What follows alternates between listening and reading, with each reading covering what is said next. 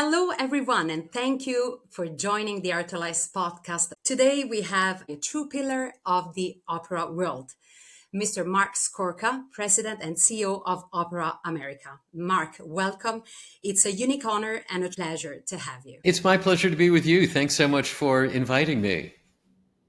That's fantastic because unlike the majority of the other guests I have on the podcast, we did meet personally in London and in Memphis just Yes, recently at the Opera America conference. Congratulations for that amazing organization. we have a great team here at Opera America. They've done it for a number of years, and we rehearse. We're in show business, so we know how to rehearse. We know how to have a script. So yes, I should hope so. Marc, you are, I would say, almost an icon in our operatic world, especially, but also at large in the performing arts industry. This because of your visionary leadership. You have been awarded the 2023 Lifetime Achievement Award from the American Academy of Teachers of Singing. This award joins other accolades. In particular, I would like to mention the recognition from the National Opera Association. So since 1990, you have led Opera America with a bold and forward-thinking vision. And under your leadership, the organization grown exponentially, literally, because they started with 120 members, and now they count over 3,500 500 between institutions and individuals. So gigantic. You have championed new work, launched landmark initiatives for audience development, and established the National Opera Center in New York City, where now we have the Marc Scorca Hall named in your honor to celebrate the 25th anniversary with you being in the leading the organization. You have been a national voice for positive change in our field, advancing board education, artist training, equity and inclusion, and safe workplace practices. So let's dive in. I would say to break the ice, would you like to talk about a fun fact or anecdote that you have never shared before? My goodness gracious. While I think of an answer to that, let me just say that in listening to you talk about my last 35 years, I always look forward. I don't spend a lot of time looking backward, that I enjoy thinking about what is possible to do next. Now, in terms of what people may not know about me is that I have my other life. One life is my opera life, and the other life is that I have a house in the country.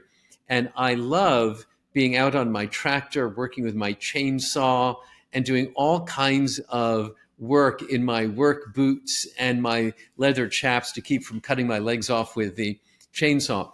So that is another part of my life that people generally don't see in my opera world. What really was striking to me was the fact that you're so warm and kind. Uh, when you have such a tough role, I imagine, with so many responsibilities and so many challenges, the fact that you kept this and also what you just said about this attitude of always looking forward, being very much in touch with life itself as a continued evolution. This is so inspiring, especially for the youth. It seems to me that part of the work of Opera America is to make everybody in the opera environment feel that they are welcome within the big tent that is Opera America. You talked earlier about the fact that when I started in 1990, we were a membership of only 120 opera companies. And it was my sense that we could not make the opera world stronger. We could not make the field stronger if we didn't include all the other aspects that are required to make opera succeed. And that's everything from universities and conservatories to artist managers and publishers and specialists who provide other services to us, companies like Artelize that are supporting our work, that it was important. Here we are supporting new opera, but what about supporting the composers and the librettists? And of course, we built the Opera Center here in New York to make a home for singers to give recitals and make recordings and take lessons and coaching sessions. So my entire philosophy over the last 35 years has been to build Opera America to be the home for all of opera. You know, we can't do everything for everyone, but we can make everyone at least feel welcome within the tent of Opera America. So that's been a real animating philosophy for me. So, just before we dive into the serious topics, even though this is absolutely serious, but if you allow me to mention that you have recently been nominated a Duckmaster in Memphis, right? How was that? Ah, When the lights go down in the opera house, you don't know who's sitting next to you, and it doesn't matter. As Opera America's president Marc Scorca says, in the theater we discover our shared humanity. For more than 50 years, Opera America has led and served the opera community, supporting artists and companies, fostering new works, and helping audiences discover the power of opera. From professional development and research, to championing equity and inclusion, to managing the National Opera Center in New York City, Opera America unites everyone who cares about opera. Whether you're stepping into your very first performance or creating the next big production, there's a place for you here. Join today at operaamerica.org/join and help keep opera alive, relevant, and for everyone. Artelize is proud to work with Opera America on groundbreaking audience research. We're donating $500 to Opera America's Audience Research Fund for every customer who signs up for our Annual Plus plan. Find all the info and the links in the description below. yes, I am an honorary duck master at the Peabody Hotel in Memphis. And, you know, just a couple of things about that. One is I did not realize in Memphis what a big deal it is. And, you know, after getting a key to the city, probably becoming an honorary duck master is the next highest honor in the city of Memphis. The other thing that I would say is that the real duck master who welcomed me as an honorary duck master, what an extraordinary performer and personality he was. Talk about someone who's able to play to an audience and make people feel included in this wonderful, wacky ceremony. I found him so impressive. So, yes, it was a great honor. I want to thank Ned Canty of Opera Memphis for doing anything he had to do behind the scenes to make it possible. I felt tremendously honored and I enjoyed it thoroughly. I think the ducks really go into the elevators until they get to the lobby, right? The Duck Master trains them. They live in what's called the Duck Palace on the roof in a beautiful room. And they work, the five ducks work for a 3-month unit. And while these five ducks are in their 3-month assignment, he's working on another group of ducks, training them to go to the elevator, to get in the elevator, and then to go from the elevator in the lobby to the fountain. When the ducks are done with their 3 months, they go back to the breeder. Their feathers are allowed to grow out, and then they are set free. So it is a 3-month period of service in the lobby of the Peabody Hotel. That's amazing. That's really an incredible story. Also, I mean, for me, I'm from Italy, so I had never heard of any of these things. And I will say that we received is either a video or photograph, the next group of ducks that started right after we were there. One of them got out of the hotel and they had to go running after it to get it back into the hotel. I guess that can happen, of course. To me, it was impressive to see how disciplined they were. And also, I was thinking, hey, from the rooftop, it's the 12th floor. I think it's quite a journey in the elevator for these ducks, and they're so nice and quiet and well behaved. So it was really, I won't forget this, I can assure you.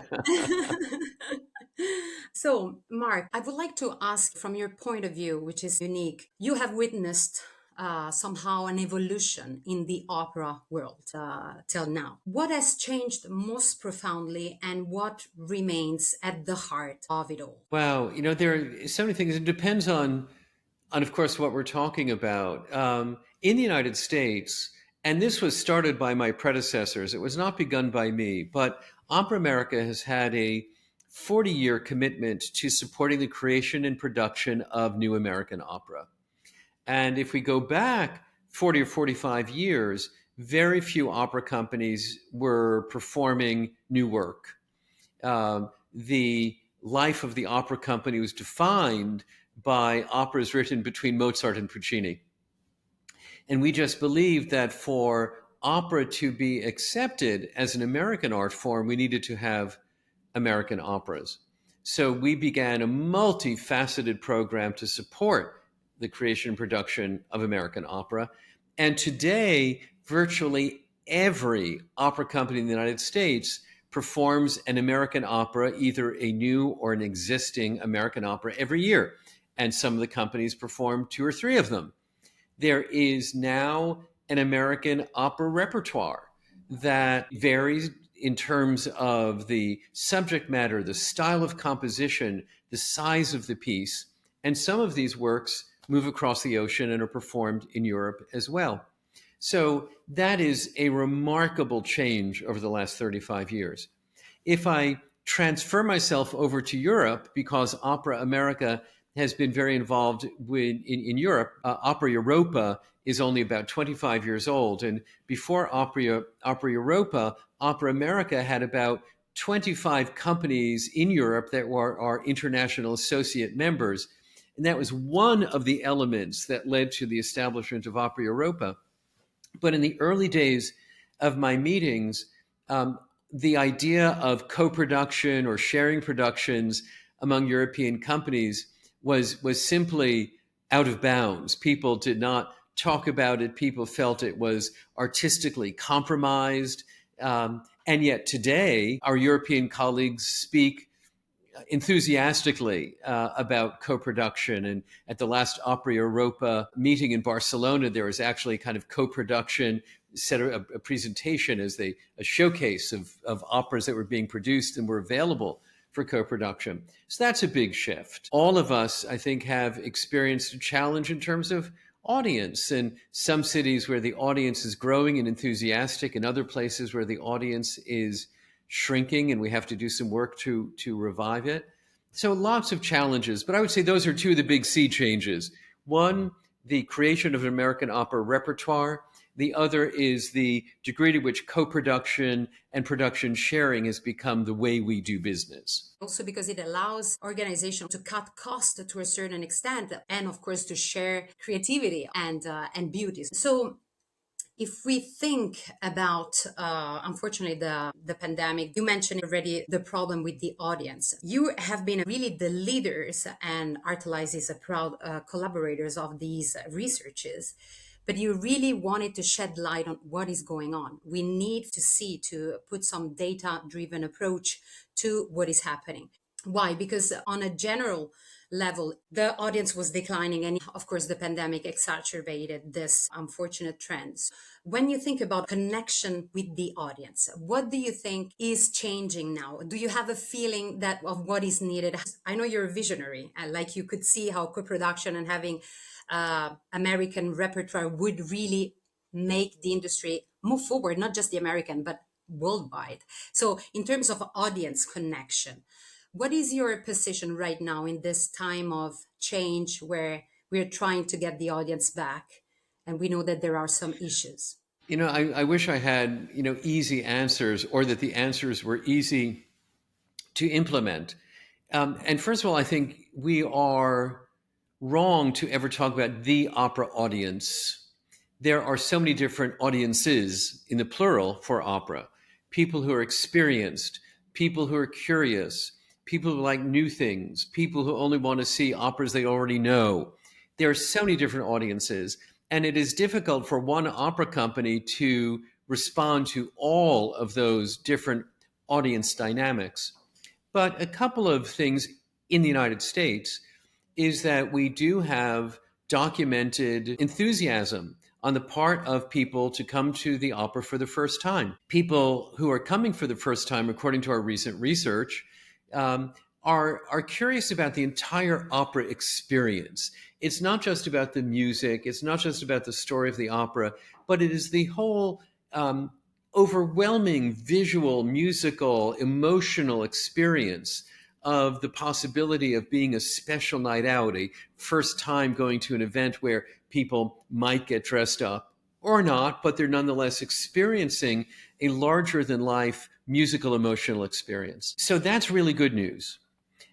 But what we really want to do, and where Artelize is actually helping us in some of this research, is we want these first timers who have a positive experience to come back again and then again and again and again. I think there are so many examples we could look at right now. Beyonce and her big tour, Taylor Swift and her incredible concerts, where people think, okay, for once in my life, I have to go see Taylor Swift. For once in my life, I have to go see an opera. But we don't want it to be just once in my life. We want it to be every month or every year at least that I'm going to see the opera. So how do we get people to come back again and again? And some of our research indicates that people are interested in the total evening that includes, where do they have dinner? Do they go to the opera? Is there an opportunity to socialize before or during or after the opera? So that when they are going out, it's not just that they are going out to the opera, but they're going out to an opera evening. If you ever thought, I'd love to try opera, but I'm not sure where to start, well, this is for you. Our sponsor, Queen's Opera Theatre, is creating something truly special this season. It's opera made for everyone, welcoming, intimate, and full of heart. On Saturday, October 18th, join them for Songs for Saplings, an open-air evening amongst flowers and stars. In collaboration with the Encompass Collective, you'll walk through a garden and enjoy fine live music, familiar favorites, unexpected gems, and the soaring voice of soprano Gabriella Giangreco. Rain date, October the 25th. Then, on Monday, December the 1st, it's time for warmth and candlelight for their cozy holiday program at the Forest Hill Women's Club, featuring the luminous soprano Alexandra Lang. Whether it's your first opera or the 50th, this is your invitation. Grab your tickets now. Find the link below in the description. And better yet, bring someone you love with you. Because when you share the magic, it becomes unforgettable. And I think our opera companies need to consider their work beyond just the time the curtain goes up and the time the curtain goes down. Really, they have to think about from the minute you leave your home or your office until the minute you get back home after the opera, what is the entire evening like for your audience members? How can you help them have a very special time that they will want to repeat again and again? Absolutely. So it's actually all about building trust, the audience trusting what the experience will be, that it's going to be great, so that they come back, because it's a bit difficult maybe to tackle these new audiences that might not have the knowledge, and that's nothing wrong with that. It's just simply they're younger. There are other competitors, Netflix, all these kind of platforms. It's so much easier to just click a button. You don't even need to get dressed, and then you just consume content. How do we compete with that, in your opinion? You make a very good point, and let's use the word trust for a second. What we do find is that not all, but a majority of first-time attenders at the opera go to an opera where they recognize the title. Whether it is Carmen or La Boheme or Marriage of Figaro, they recognize the title because that is something they can grab onto. Like, I've never been to the opera, but I've heard of Carmen. Okay. And if they come back for Carmen and then they say come back for La Boheme, they know the title. Maybe they come back for the Marriage of Figaro, and they're always having a good experience.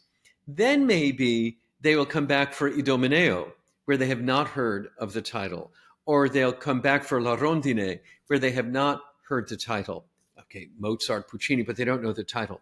So we do have to build with that audience a trust that whatever the title of the opera is, the experience will be a gratifying one. And of course, then we have to make the performance really good. Now, you're absolutely right. In the other part of your question, one of the things that we learned during COVID was how much really good art is available on your home television screen.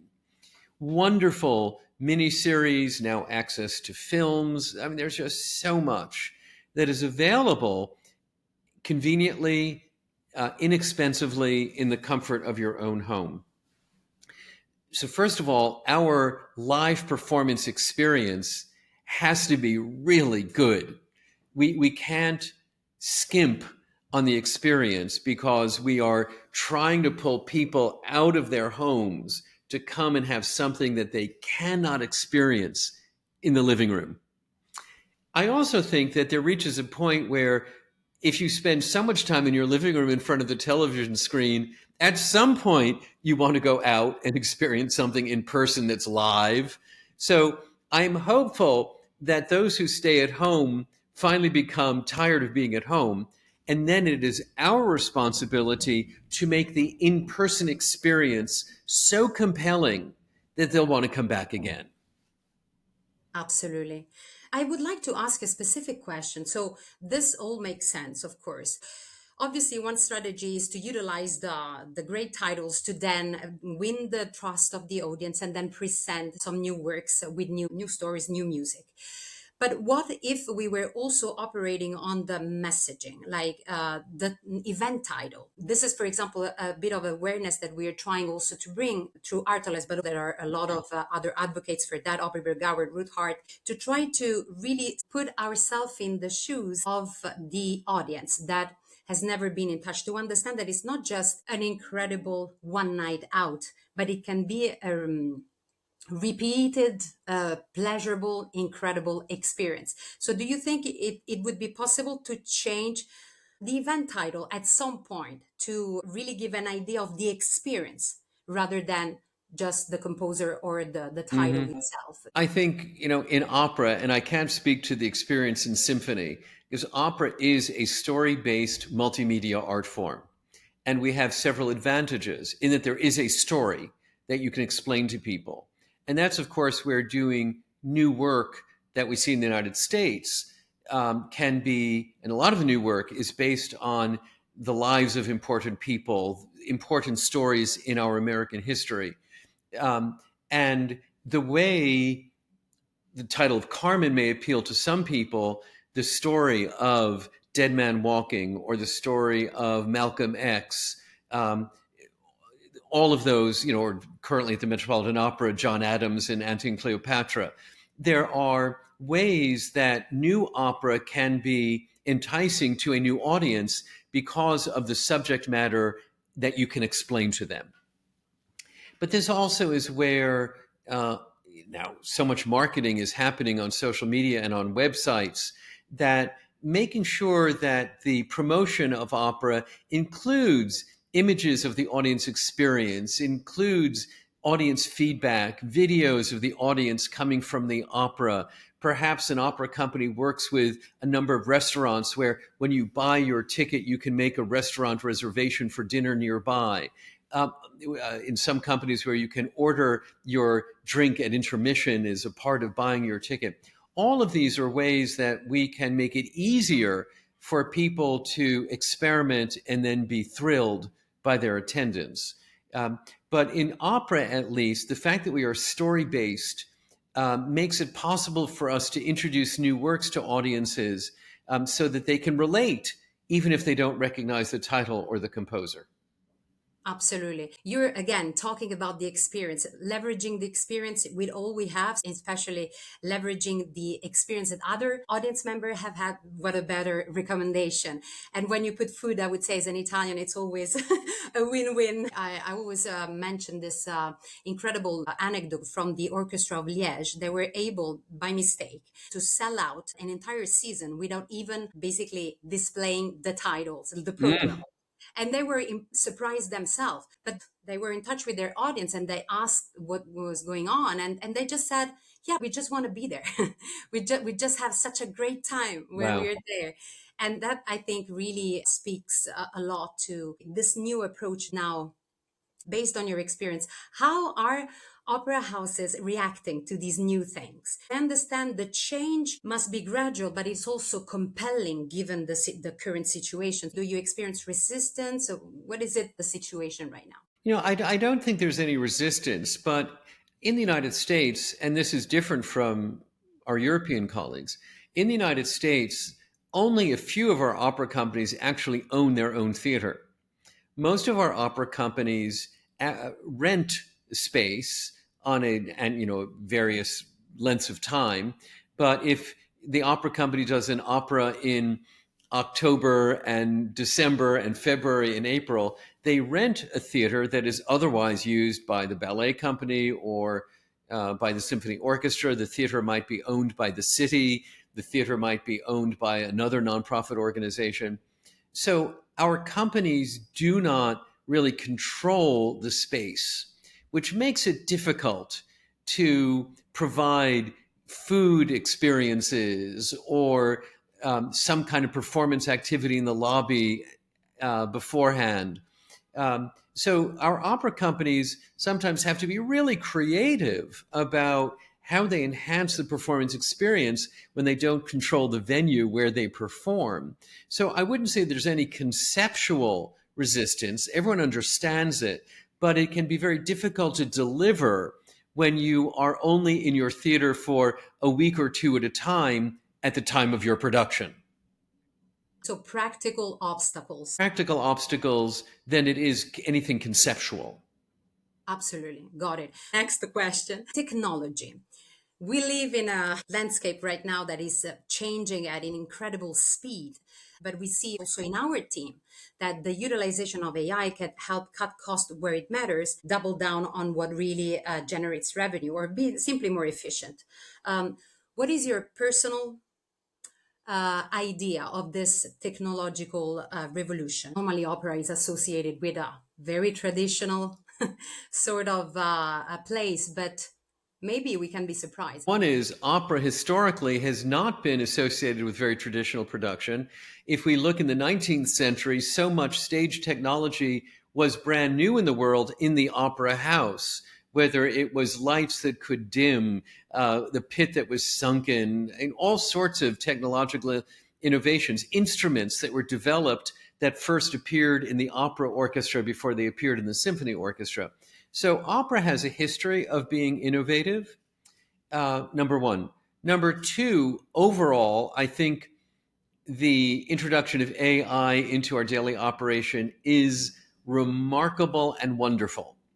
I say that recognizing that there must be real caution around protecting intellectual property and not allowing AI to compose the next opera based on a derivation from the work of John Adams or whomever. So I think as well, on the design front, not allowing AI to design a new production based on everything from Zeffirelli.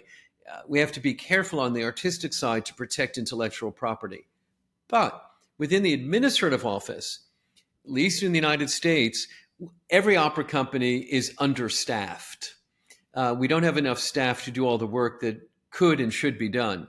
If AI can save us time, and we use it here at Opera America, to analyze data, even, we had a survey recently, and the responses were entirely narrative. It was not numeric, it was a narrative survey, and we were able to feed the responses into ChatGPT and get a summary.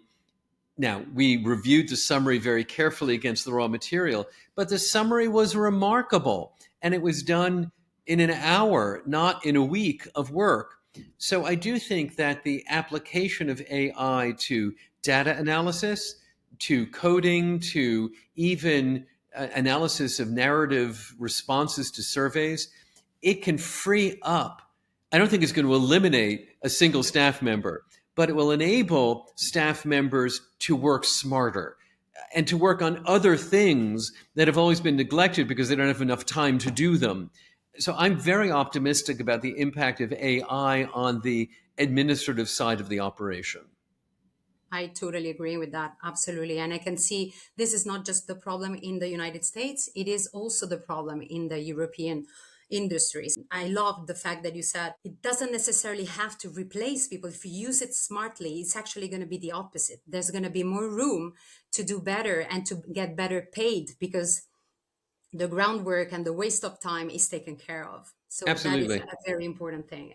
Throughout your experience as a leader and as an historian and musician, what do you envision for the younger generation? How do you see them bonding with opera and this world and really make it turn a little bit things around and bring it to another beautiful high peak, I would say. I've seen a lot of young people in Opera America, so I know you're actively trying to engage them, involve them, encourage them, and support them. But I think it's going to be super important to hear it from you. Hmm. Well, I think one of the things that where our field makes a mistake regularly is to ask old people like me what will interest young people like you. um, I'm not so Gen Z. I'm not Gen Z. to me, you are. So, I do think the fact that we are a story based multimedia art form means that opera intrinsically connects to all of the other popular entertainment forms that are in the world. And this is where I regret for my symphony colleagues that it is an auditory art form in a multimedia world and that it is not story based.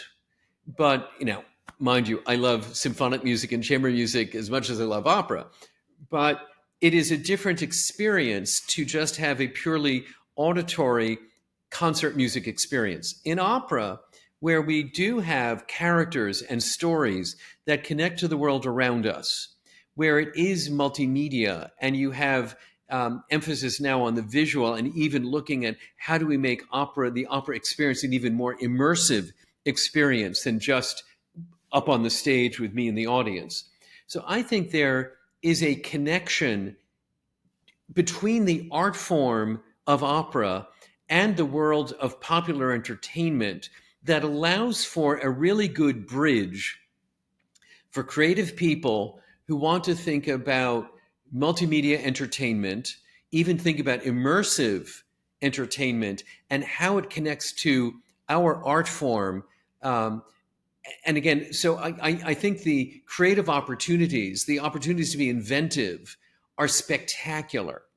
But again, to find out what young people think, you should ask young people. Don't ask old people like me. Brilliant. So, at what age were you exposed personally to music? Uh, I'm the youngest child in my family, and I will tell the story that my grandparents and all of my family is Italian, all the way back and on both sides. Uh, my grandparents, my father's parents, are married here in New York City in 1912. My grandfather was a great opera lover, and my grandmother became one. Uh, and they went to everything.